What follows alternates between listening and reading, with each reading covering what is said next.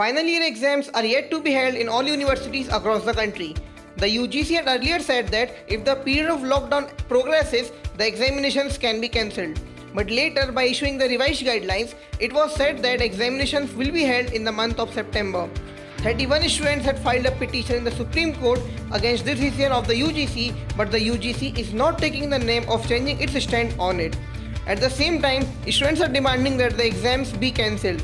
But a month has come to which the UGC has not given any answer.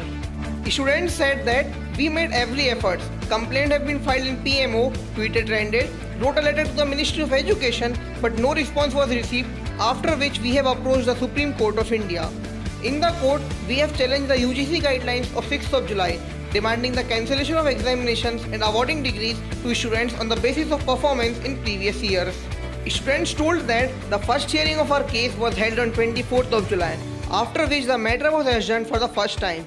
Subsequently, on 27th of July, the other bench transferred for the hearing. The last hearing was being held on 14th of August and the court has fixed the date of 18th of August to hear the case.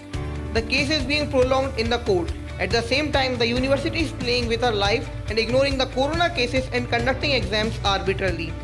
Students say our college was closed at the time of holy holidays. At the same time, 20 to 30% syllabus is not completed yet. In such a situation, how can we take the exams without studying? On the other hand, if we talk about online education, the content of all the courses is not available online. Online lectures of courses like computer science are available, but no study material is available for the courses like BA, BCom, BSc for rest of the courses. Students said internet connection and electricity is a problem in online exams. Connection is not strong where internet is present. Also, only a small percentage of students in India have laptops.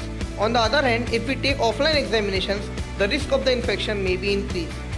So please share your opinions and queries with us in comment section below, and for more news and updates, do subscribe to our YouTube channel.